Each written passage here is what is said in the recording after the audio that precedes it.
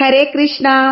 ശ്രീമദ് ഭഗവത്ഗീത അധ്യായം 1 അർജുന വിഷാദയോഗം ശ്ലോകം 33-34.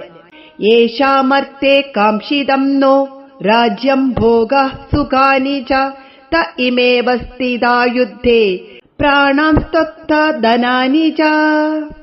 യേഷാമർത്തേ കാംക്ഷിതം നോ രാജ്യം ഭോഗാഃ സുഖാനി ച ത ഇമേ അവസ്ഥിതാ യുദ്ധേ പ്രാണാംസ്ത്യക്ത്വാ ധനാനി ച.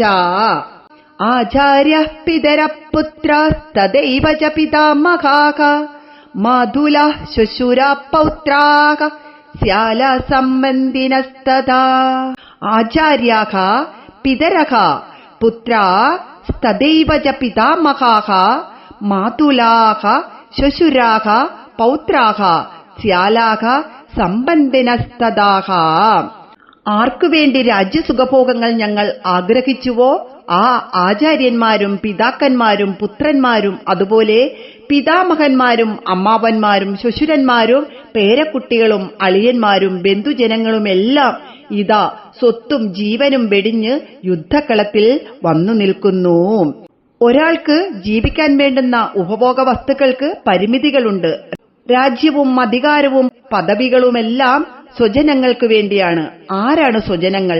ഗുരുനാഥന്മാർ, പിതാക്കന്മാർ, പുത്രന്മാർ, അപ്പൂപ്പന്മാർ, അമ്മാവന്മാർ, ഭാര്യാപിതാക്കൾ, പൗത്രന്മാർ, അളിയന്മാർ, മറ്റു ബന്ധുക്കൾ. ഇവിടെ പൂരിൽ ചാവേറ്റുപടകളായി അണിനിരന്നിരിക്കുന്നത്. ഇവരെല്ലാം പൂരിൽ മരിക്കുകയും താൻ ഒറ്റയ്ക്കോ പാണ്ഡവന്മാർ 5 പേരായോ ശേഷിച്ചാൽ പോരാടി നേടിയ സുഖഭോഗ സാമഗ്രികൾ ആരനുഭവിക്കും? ഈ ചിന്തയാണ് അർജുനന്റെ മനസ്സിനെ മഥിക്കുന്നത്. ഇതിന്റെ ഓരോരോ അർത്ഥം കൂടി നമുക്ക് നോക്കാം. യേഷാമർത്തേ യാതൊരുത്തർക്ക് വേണ്ടിയാണോ രാജ്യം രാജ്യവും ഭോഗാഹ ഭോഗങ്ങളും സുഖാനിജ സുഖങ്ങളും ന കാംക്ഷിതം നാം ആഗ്രഹിക്കുന്നത് തേയിമേ ആ ഇവർ പ്രാണാൻ പ്രാണങ്ങളെയും ധനാനിജ ധനസമ്പത്തിനെയും ത്വക്ത ഉപേക്ഷിച്ചിട്ട് യുദ്ധേ പോർക്കളത്തിൽ അവസ്ഥിത നിലകൊള്ളുന്നു.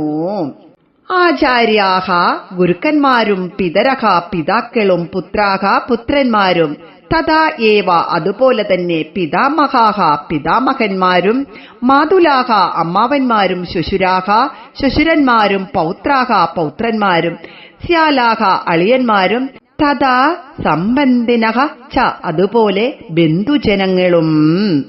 ഹരേ കൃഷ്ണ. ഇത് എല്ലാവരും കേൾക്കണം, പഠിക്കണം. ഹരേ കൃഷ്ണ.